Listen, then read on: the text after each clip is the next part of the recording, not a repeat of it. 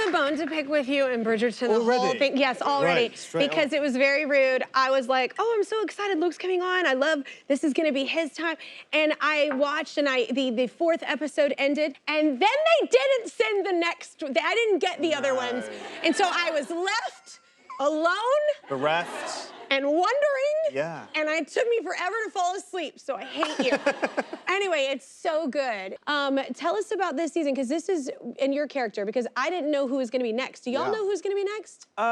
We have a bit of warning, but not since the beginning, no. Okay. No. How did you feel when that happened? That's kind of exciting. Well, I felt exciting. amazing, but I mean, I was lucky because I had such a good timing. As in, I had like 3 years to sort of get used to it. Yeah. Get used to screen as well. Like I hadn't done that much camera before. Yeah.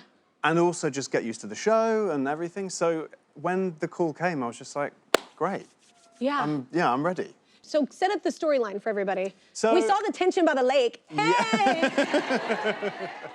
So, well, I mean, Benedict's been around, sort of floating around for the last 3 seasons, not really knowing where he is, and sort of like very happy to just sort of explore. And he's someone who's very happy giving a little bit of himself to everyone, but not giving anyone too much, I think. Yeah. I think that's sort of like his way of doing it. And I think the challenge is that that's been lovely for 3 seasons, but I think you find him in the first episode a little bit stuck in a way that I think like Freedom does have a bit of a sell-by date. I think there comes a point where you have to make a decision and you have to sort of commit to something. And I think he both wants to and doesn't want to do that until he meets the mysterious lady in silver in the Masquerade Ball. And so, so I guess it's about someone not wanting to be at the center of their own life and sort of then being forced to be, no, this is now it. Yeah. I wouldn't know because I didn't get the last 4 episodes, okay?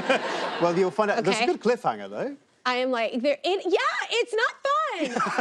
I'm not that person that's like, oh, I can't wait to wait. I know. No. But we were saying, it's I was so talking good. to someone the other day, like yearning, like patience. Patience is a virtue. Whatever. Okay.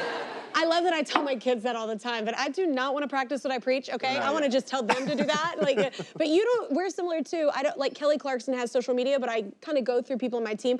I'm not on social media either. You didn't know the show blew up though, because you're not on social media. Well, so you didn't even realize. You have a sense of things. I heard you didn't really, like, when did you find out? What's something that happened that you were like, oh? Well, the weirdest thing that happened actually was I was at a bar and someone said, oh, is this you? And they showed me a picture of Jonathan Bailey. And I just looked at it, I was like, well, no.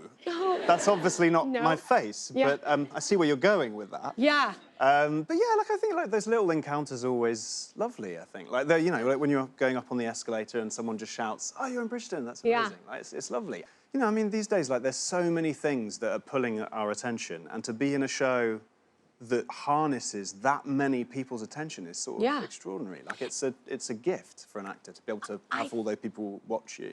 For sure, and I think it's also because the writing is so great in the sense of like, I just had a conversation with a friend about like the shows I really like or the things I am attracted to is when the writers invest in all of the characters. And that is like, this show is made for that because it literally goes for, you know, the different vantage point each show. And also, you know, you've got to follow a very sort of customer-facing side of Benedict for the last 3 seasons. Yeah. And now suddenly you see a lot of the other stuff, and actually a lot of stuff that makes sense of what you saw before, I think. Because as I say, we've had a very particular version of Benedict, and now suddenly, because of the pressures of this season and this story, a lot of other stuff comes out that we haven't seen from him. You just pointed something out. It's like, I think also like, I think people could be judgy about a character because they're not delving into that character. And then when that character season comes up, you're like, okay, well, maybe I was a little judgy on that one. Now I'm getting, now you're kind of seeing, you know, the onion is kind of coming, the layers are coming down and you're seeing like the why, right? Exactly, exactly it's done so well. Obviously, it's a huge hit. I don't know if you've heard.